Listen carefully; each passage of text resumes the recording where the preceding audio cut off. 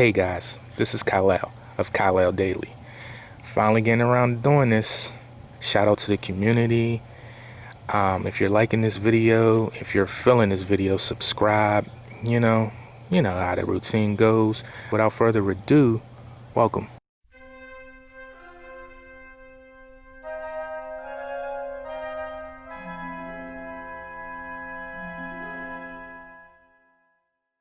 First up, we got Jesse James versus the Black Train. It's a Western, typical Western. You know how those go. It was made in 2018, I believe. These Westerns have piqued my interest. Well, a few years ago, I started watching The Big Valley. I almost called it The Big Bang, but The Big Valley. So ever since then, it's just something that piques my interest, and I really like them.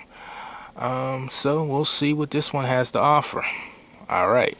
Next, we have double feature, The Man, Danny Trejo. I think that's how you say his name. I know how to say his name. It's just a lot going on right now. But anyway, double feature, Boost and The Bill Collector, Your Money or Your Life.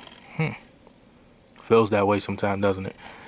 Both movies look pretty good. The Bill Collector looks more, out of the two, you would want to watch that one first, but you can't go wrong for a buck. You know how that go. Next, we got El Gringo, Scott Adkins, Christian Slater. Christian Slater, I really been liking. I know he isn't in the limelight as per se he used to be, but a lot of his movies, like a movie called Rite the Passage, I was really liking that movie. Like, his character was far out.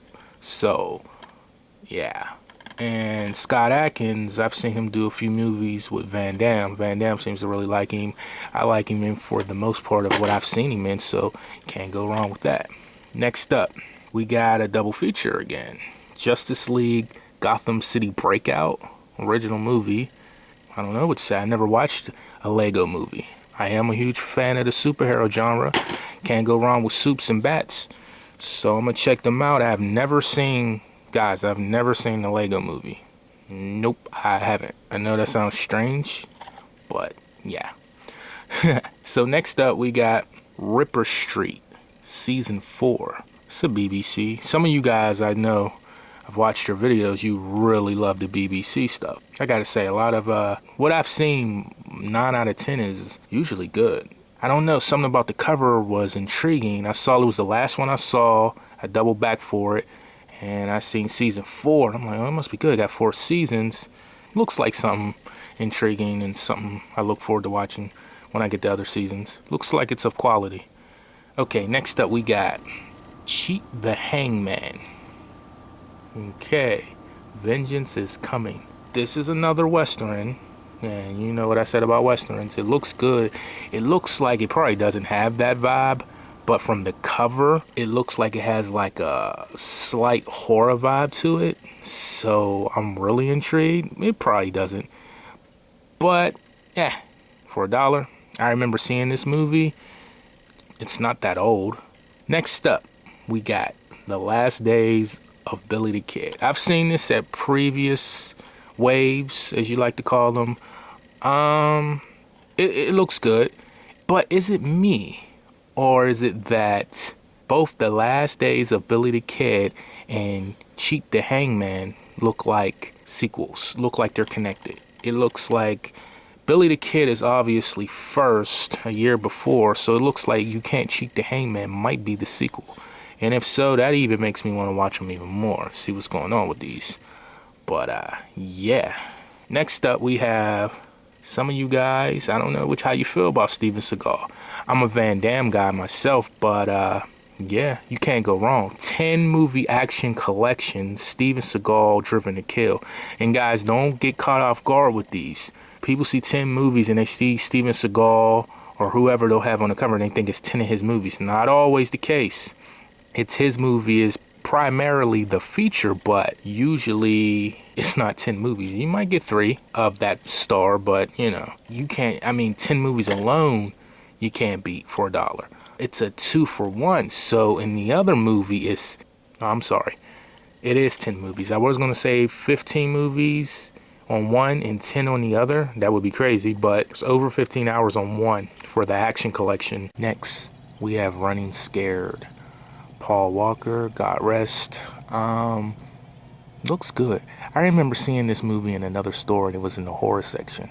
And from the title, if you don't know what the movie's about, never seen a trailer, you could think it's a horror movie, but it clearly is not. I've been wanting to see this though. Let me know if you guys seen that one before. Next up, we have Tom and Jerry Giant Adventure, and you get 2 original movies. I grew up with the original Tom and Jerry movie. I don't know how many of you remember that. I loved it. I had to grab this. You know, I know there's a lot of cartoons. This is a movie. I'm glad to have that. Next up, Gangster Squad. I had this on an unofficial DVD. I think some of you guys know what that means.